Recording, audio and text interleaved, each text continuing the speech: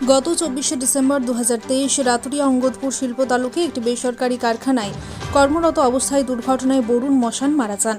ম্যানেজমেন্টের দেওয়া আশ্বাস অনুযায়ী আজ ক্ষতিপূরণ হিসেবে 13 লক্ষ টাকার চেক স্ত্রী কবিতা মশানের হাতে তুলে দেন। উপস্থিত ছিলেন ভীমসেন মণ্ডল, দীপঙ্কর লাহা ও কল্লোল বন্দ্যোপাধ্যায়। পশ্চিম বর্ধমানের দুর্গাপুর থেকে নিমাই দাসের রিপোর্ট, বাংলা এনচিন। কি হলো, রাতুরিয়া অঙ্গদপুর শিল্পাঞ্চলের একটি কারখানায় দুর্ঘটনার জেরে বরুণ মশান মারা যায়। এই মারা যাওয়ার পর প্রায় 1 মাসের বেশি হওয়ার সময় আপনার দিন কেমন কাটলো? খারাপ কাটলো। আপনি কি খুব দুশ্চিন্তায় ছিলেন? হ্যাঁ। কিন্তু ম্যানেজমেন্ট তো আপনাকে ক্ষতিপূরণ দেওয়ার আশ্বাস দিয়েছিল, সেটা আপনি কতটা পেলেন? অনেকটাই পেলাম। আপনি কি কি পেয়েছেন? টাকার চেক। কত টাকার চেক পেয়েছেন আপনি? 4 লাখ। কবে পেয়েছেন? আজকে। আচ্ছা, আপনার ওই মালিক কি এই জন্যই ডেকেছিলেন? হ্যাঁ। আর আপনার কাজের ব্যাপারে কিছু বলেছেন? বললো যে হবে। আচ্ছা, আপনার সঙ্গে আর কারা কারা পরিবারের পাশে দাঁড়িয়েছে? সবাই দাঁড়িয়েছিল পাশে। আপনার নাম? কবিতা মশান। আজকে এই কাজুরিয়া আয়রন কাস্টিং লিমিটেডে আপনারা এসেছেন, একটু যদি বলেন কেন এসেছেন বা এখানে কেন হঠাৎ সবাই এসছে? গত 24 ডিসেম্বর 2023 আমাদের এই কাজুরিয়া প্ল্যান্টের শ্রমিক শ্রী বরুণ মশান প্রয়াত হয়েছিলেন একটি আকস্মিক দুর্ঘটনায় প্ল্যান্টের ভিতরে। এবং তার প্রয়াত হওয়ার পরে আমরা তার পরিবারের পাশে গিয়েছিলাম, দাঁড়িয়েছিলাম।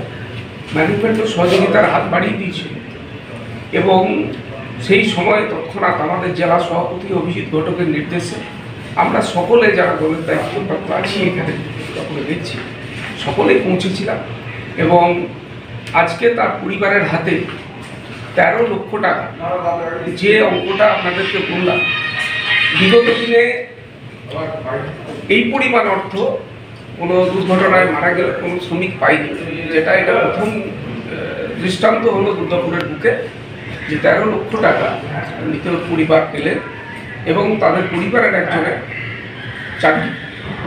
এটা আমাদের জেলা নেতৃত্ব অভিজিৎ ঘটক আমাদেরকে নির্দেশ দিয়েছিলেন, সেই নির্দেশ আমরা পালন করেছি এবং সাথে সাথে বিরোধী দলের পক্ষ থেকেও আমাদেরকে ফোনে জানিয়েছে বিভিন্ন জনকে আমাদের নেতৃত্ব দেয়। তারাও আশা রাখছে যে আমরা বর্তমান যে তৃণমূল ট্রেড ইউনিয়ন তারাই পারবে এই ধরনের মানুষের পাশে দাঁড়ানো এবং শ্রমিকদের স্বার্থ রক্ষার কথা আমরা চিন্তা করে এগোচ্ছি। আগামী দিনে আমরা কারো মৃত্যু কামনা করি না, সবাই সুস্থ থাক, ভালো থাক।